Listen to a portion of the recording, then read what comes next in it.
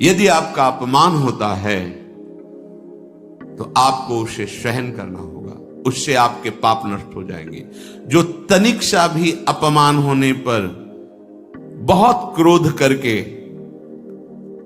दूसरे का अपकार करने लगता है, ये आपका पतन करा देगा, ये आपको फंसा देगा, हृदय जलेगा, अर्थव्यवस्था नष्ट होगी, पूरा परिवार दुखी होगा। जरा सा अपमान की संभावना में आप किसी से भी भिड़ गए, किसी से भी, वो ये प्रवृत्ति आपका पतन कर देगी। उपासक में तो अपमान सहना अमृत है, नीचा अपमानम सुधा, पर व्यवहार में भी ज्यादा उत्तेजित मत होइएगा। ये तो कुछ मिनट की बात है, अगर आपने उसे मारा पीटा, रिपोर्ट हुई कानून की, वो फंसते चले जाओगे, अर्थ जाएगा, समय जाएगा, चिंतन जाएगा, बहुत तरह से हानि हो जाएगी। अगर आप सह गए तो आपका सहना उसके लिए आग बन जाएगा। उमा क्षमा साप होते भारी, तुम्हें दंड देने की जरूरत नहीं, उसका एक कर्म ही उसे दंड दे देगा। आप शांत हो जाइए, आप सत्संगी हैं, आप शांत रहिए। चौथा, निरंतर क्रोध और उसका चिंतन। बैठे बैठे बस द्वेषियों का चिंतन ही हो रहा है, अंदर क्रोध का चिंतन और द्वेषियों का चिंतन ही हो रहा है। द्वेष भरी बातें, द्वेष भरे क्रियाएं, उन्हीं का चिंतन करके जलते रहना क्रोध से। उपासक को तो क्रोध करना ही नहीं चाहिए, बहुत शांत। ठीक है, अभ्यास में कभी क्रोध हो सकता है, उसको फिर समन करो, अंदर से प्रायश्चित, जैसा कि अब गलती हुई, आगे नहीं करेंगे। और व्यवहार में भी क्रोध को आप पीना सीखें। अगर बार बार आपका क्रोध प्रकट होता ही रहेगा, आपका स्वभाव बिगड़ जाएगा, आपके पुण्य नष्ट हो जाएंगे और आपका जीवन नष्ट हो जाएगा। देने वाला उतना दे देगा, आपको आनंदित रहो, पैसा खर्चा सब, पूरे जीवन का विध्वंस मचा दिया क्रोध ने। कहीं भी आप देखो, किसी से क्रोध करके देखो, फिर देखो तुम्हारा भजन चल रहा है, तुम्हारी वो आनंद वृत्ति है नहीं, जलोगे और वो जलन और गुस्सा दिलाएगी, और वो बैठे बैठे जलो नहीं। ये क्रोध जो है, ये चाहे व्यवहार में हो चाहे परमार्थ में, दोनों की हानि करने वाला है। और आश्रित जनों की रक्षा ना करना। अगर कोई भाग कर आपके पास आ गया है, कोई पशु पक्षी या कोई मनुष्य, आपको चाहिए कि अब चाहे हमारे पहले प्राण जाए, उसकी रक्षा करेंगे।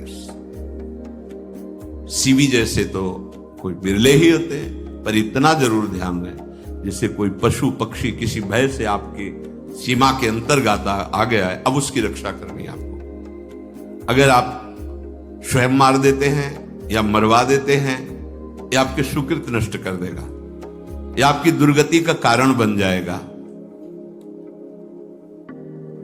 और जो पाप कर्म उत्साहित होकर करते हैं, उपासक को तो बहुत सावधान रहना चाहिए, पर व्यवहार में भी जो नहीं करना चाहिए, अगर वो पाप कर्म आपके द्वारा मन में प्रेरित हो रहे हैं, संकल्प बन रहा है, क्रियाएं हो रही, दुर्गति पक्की, पुण्य नष्ट हो जाएंगे, दुख अशांति बढ़ती चली जाएगी, कभी शांति नहीं प्राप्त कर पाएंगे। ऐसा नहीं कि जो मन में आवे सो करे। पापाचरण निडर और उत्साहित होकर करना, अगर ऐसे लक्षण है, निश्चित दुर्गति होती है। ये 6, अपनी बहुत बड़ाई करने वाला अपने मुख से, लोलुपता, तनिक से अपमान में सहन ना करने वाला, निरंतर क्रोधी और आश्रित जनों की रक्षा न करने वाला, और निडर हर्षित होकर पाप कर्म करने वाला। दूसरे श्लोक में 7 है, 6 7। 1, संभोग का ही चिंतन करना, संभोग में ही मन लगाना, संभोग दूसरी स्त्रियों के साथ करने की भावना रखना। संभोग, पहला है संभोग। रात दिन बैठे बैठे बस यही चिंतन करना, गंदी बातों का, गंदी बातें देखना, गंदी बातें सुनना, गंदी बातों का चिंतन करना। फिर अन्य माताओं बहनों के प्रति काम दृष्टि से देखना, कोई आ जा रही है, दृष्टि से काम भाव से देखना, भोग बुद्धि से देखना, निश्चित पुण्यनाश दुर्गति। बड़े बड़े उदाहरण इतिहास में हैं, जिन्होंने ऐसा दृश्य नेत्रों से देखने की चेष्टा की, मन में संकल्प किया भोगने का, नष्ट हो गए, चाहे वो कितने बड़े प्रतापी हो। ये दुर्योधन कोई साधारण थोड़ी है, भगवान व्यास देव जी के द्वारा ही तो के कारण जीव नष्ट हो जाता है। ठीक है, धर्मयुक्त काम भगवान ने आदेश किया है। आपका पाणिक ग्रहण संस्कार हो गया है, संतानोत्पत्ति की भावना से कुछ पवित्र तिथियों का त्याग करते हुए चर्चा में हुई है। एक नियम है, एक आदेश है शास्त्र का। आप बहुत काम प्रवृत्ति वाले हैं तो प्रत्येक मास में जब माताएं बहनें पवित्र हो जाती मासिक धर्म से, तो जिनका पाणिक ग्रहण आपने किया, जो पत्नी स्वरूप है, वो ठीक है। वहां भी बार बार के लिए व्यभिचार प्रवृत्ति के लिए शास्त्र आदेश नहीं करता, संयम पूर्वक, और उसका चिंतन नहीं करना। पाणिक ग्रहण संस्कार है, घर में विराजमान है, एक संयम एक नियम के अनुसार उसका चिंतन तो फिर भ्रष्ट कर देगा। चिंतन प्रभु का करना है, चिंतन प्रभु की सेवा जो आपके कर्तव्य, इसके चिंतन से बचो। घातक है, बहुत बड़ा जहर है। अगर विषय चिंतन होने लगा तो मरोगे, जिंदा जलोगे, दुर्गति भी होगी। ये अंदर की जो आग है ना, कामाग्नि, ये इतनी बढ़ती चली जाएगी, तुम्हारे होश खराब हो जाएंगे कि मुझे क्या करना चाहिए क्या नहीं करना चाहिए।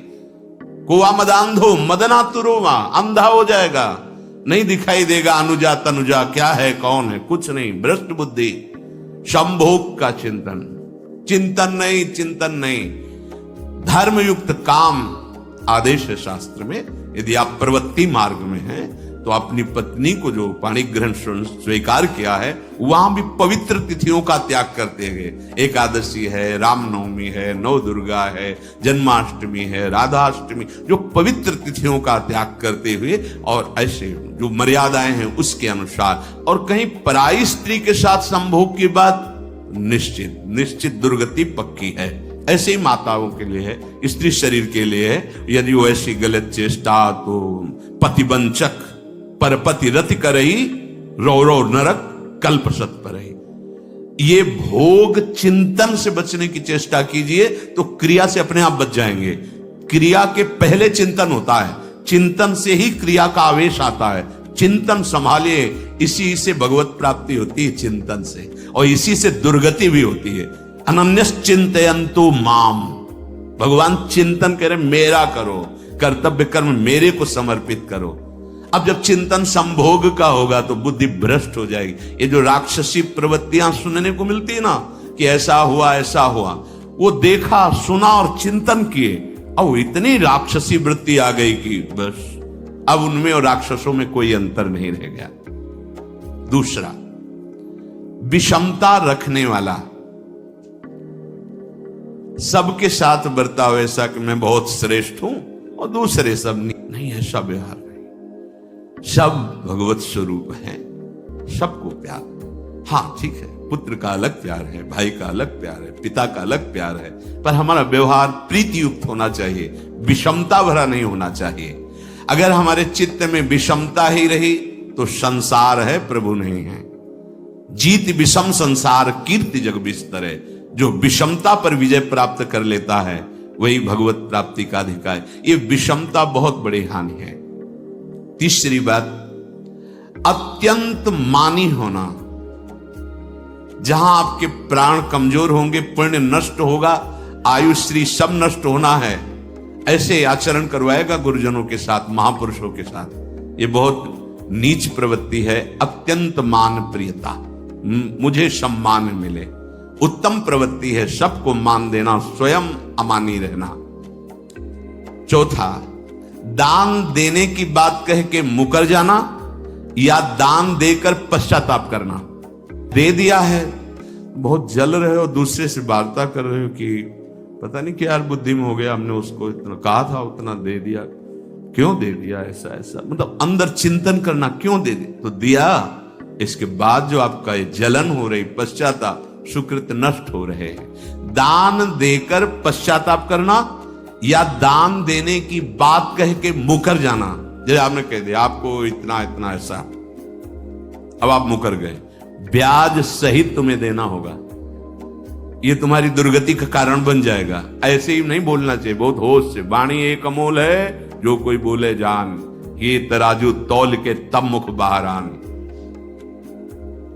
पांचवा, अत्यंत कृपण होना, ना परिवार को सुखी कर पा रहा, ना अपने को सुखी कर पा रहा है। एक एक सिक्का बैंक धर्म कार्यों में व्यर्थ जीवन चला गया। उसी धन का चिंतन करना, उसी का संग्रह करना और उसी की रक्षा करते करते शरीर छोड़ देना, तो चिंतन बिगड़ गया। तो कह रहे हैं जो कृपणता है और अर्थ और काम की प्रशंसा, उसी की चर्चा, उसी का चिंतन, रुपया और भोग, उसी की चर्चा कर, जहां बैठे रुपया की चर्चा, भोग की चर्चा, जहां एकांत में बैठे उसी का चिंतन, कैसे रुपया बढ़े, कैसे भोग मिले। और अगर अवसर मिला तो रुपया अधर्म से आवे चाहे धर्म से, उसको इसकी कोई परवाह नहीं। भोग चाहे धर्म से हो चाहे अधर्म से, जिसका अर्थ और काम भोग ही चिंतन है वो धर्म नहीं। जिसका धर्म चिंतन का विषय है तो अर्थ और काम भी ऐसा होगा जो मोक्ष प्रदान करने वाला हो। धर्म, अर्थ, काम, मोक्ष। और जो बालक, स्त्री, पागल, असहाय, जो इनकी रक्षा योग बना है आकर, अब इसका निर्वाह कर ले जाओ तो पवित्र हो जाओगे दोनों।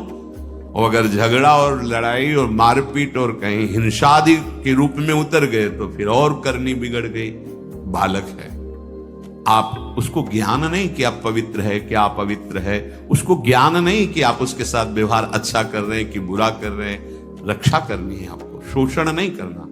कह रहे हैं स्त्री, बालक और पागल, जिसे विक्षिप्त है, पागल है, आपको रक्षा करनी है। बन जाए तो उसको भोजन, ऐसा नहीं कि ईंट मारो, उसको अपमानित करो, उसकी बुद्धि खराब है, प्रारब्धवशात खराब हो गई है। तो शास्त्र आज्ञा करता है स्त्री, बालक, जैसे पागल, विक्षिप्त आदि हैं, असहाय है, असमर्थ है, बूढ़ा है, वो आप सेवा भी करो तो गाली दे सकते हैं, उनकी बुद्धि बिगड़ गई, आपको उनको दंड नहीं देना, मारना नहीं है आपको।